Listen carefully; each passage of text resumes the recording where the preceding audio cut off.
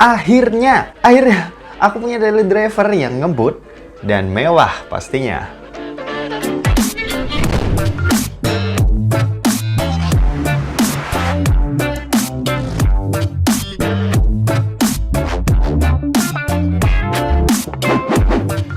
So halo guys, balik lagi sama Kulas Sore. Oke, ini adalah iPhone 12 Pro. Smartphone-nya sebenarnya udah beberapa bulan lalu rilis nih. Cuma baru kesampaian nih buat aku beli.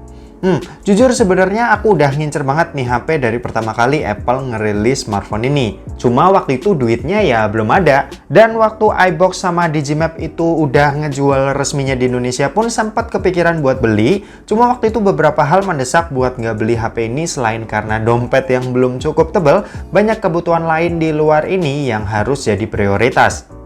Nah, di bulan Januari ini setelah duitnya udah kekumpul, aku bisa beli deh smartphone ini dan rasanya puas banget sama smartphone ini. Buat kalian yang belum tahu, aku sebelumnya itu pakai iPhone XR ya, dan jujur masih puas banget sama smartphone itu. Cuma desain yang menggoda dari iPhone 12 Pro ini itu seakan memaksa duit di dompet buat segera keluar dari sana. Oke, cukup buat basa-basinya. Di video kali ini Kulas Sore bakal mereview smartphone ini selama 7 hari pakai dan impresi pertama kali buat pakai HP ini tuh kayak gimana. Seperti biasa kita akan mulai dari desainnya terlebih dahulu. Buat desain aku nggak kecewa sama sekali meski looks-nya sama aja kayak iPhone 11 Pro. Dan yang ngebedain itu cuma ada tambahan LiDAR scanner aja ya. Di iPhone 12 Pro ini aku lebih salfok ke frame HP-nya yang punya desain flat kayak gini. Ini gila sih, mewah banget. Aku sendiri seneng banget ya liatin HP ini waktu pertama kali sampai barangnya.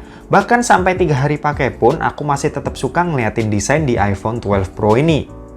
Buat back cover dari iPhone 12 Pro ini berbahan matte. Ini bahannya susah ya buat nempelin bekas sidik jari. Sementara kalau di bagian sampingnya atau framenya ini justru mudah banget buat nempelin bekas sidik jari.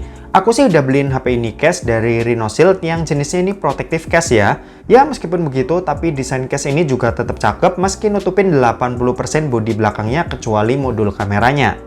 Buat di bagian depan, ini nggak ada perubahan ya dari versi sebelum-sebelumnya. Masih pakai poni gini, dimana di dalamnya ini banyak banget sensor-sensor yang ditanam sama Apple.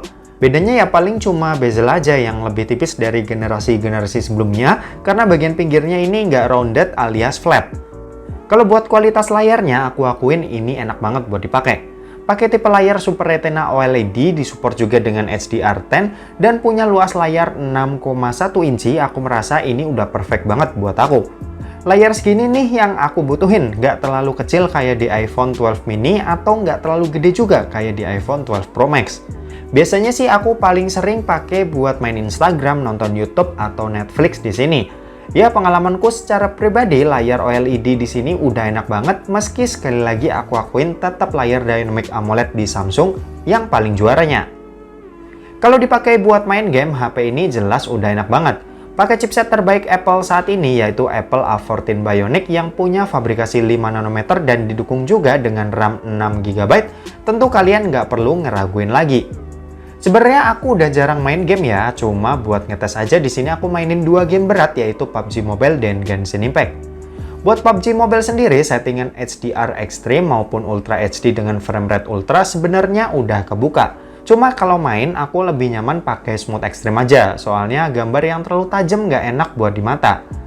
Di sini aku mainin game PUBG Mobile selama 3 round dengan suhu yang agak mulai meningkat di game ketiga.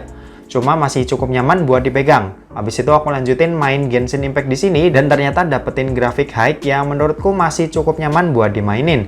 Cuma di grafik ini cukup lumayan menemukan frame drop mengingat game ini tuh berat banget ya. Jadinya aku set aja grafiknya ke medium dan ternyata cukup lancar. Buat baterainya sendiri ini punya kapasitas 2815 mAh dengan pengisian daya cepat 20 watt. Ya buat seperti yang kalian tahu kalau di seri 12 dari iPhone ini udah nggak menyediakan yang namanya charger lagi. Makanya aku pakai charger third party yang juga udah mendukung fast charging. Buat ngecas HP ini tuh cepet banget, dari 0 sampai 50% itu bisa kita dapetin dalam waktu 20 menitan aja. Terus semakin besar presentasi baterainya, kecepatannya ini bakal melambat, terutama saat HP-nya udah menginjak angka 90%, HP ini tuh ngisinya lama banget, kayak kecepatannya dikurangin gitu.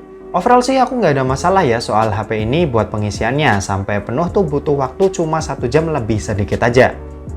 Kalau buat kameranya, HP ini dibekali dengan 3 buah kamera utama yang punya tipe berbeda, yaitu wide, ultra wide, dan telephoto. Sementara ada tambahan LiDAR scanner buat kalian yang ambil seri Pro dari iPhone 12 series yang ini fungsinya buat mengukur jarak benda dan membantu proses pengambilan foto saat kurang cahaya. Kita juga dikasih pilihan Pro RAW mode buat kalian yang mau explore lebih jauh lagi buat editing foto di iPhone 12 Pro ini. Buat hasilnya sih aku nggak raguin lagi kalau iPhone 12 Pro ini bisa kasih hasil yang maksimal.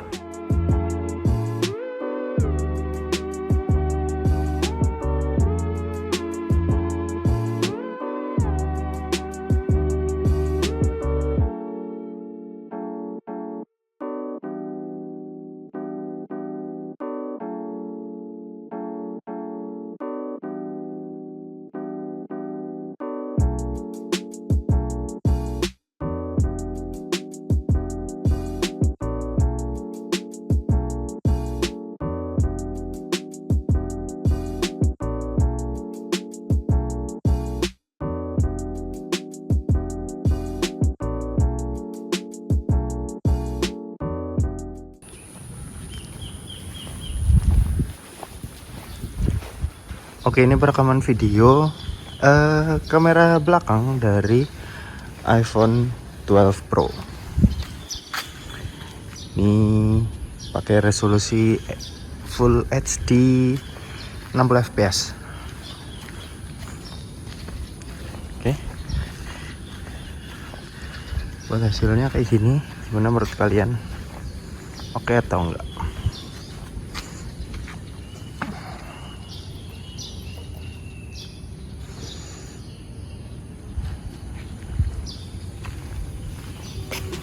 Buat kamera depan, iPhone 12 Pro ini dibekali dengan kamera beresolusi 12 megapiksel. Buat hasil, aku juga tetap suka sama hasil dari kamera depannya dan ini beneran bikin puas banget buat aku secara pribadi.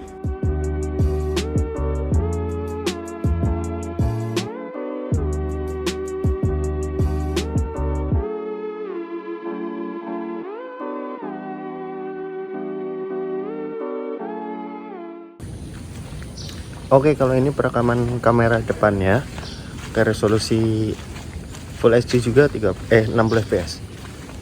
Oke.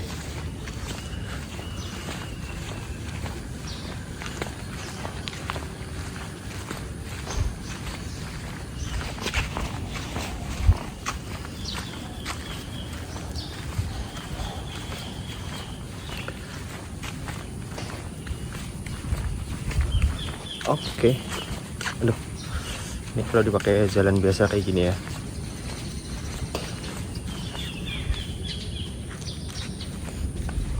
Oke, gitu aja.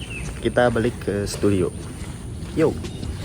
Nah, aku rasa iPhone 12 Pro ini udah dapat banyak upgrade ya dari iPhone XR, iPhone yang terakhir kali aku pakai. Dan aku jujur puas banget sama smartphone yang satu ini selain karena dalemannya oke, desainnya ini juga keren banget. Oke, mungkin segitu aja buat video kali ini. Terima kasih buat yang udah nonton video ini. Jangan lupa buat like, komen, dan share ke teman-teman kalian supaya teman-teman kalian mendapatkan informasi yang bermanfaat dari Kuliah Sore. Oke, terima kasih yang udah nonton video ini sampai habis dan sampai jumpa di kuliah selanjutnya. Bye-bye.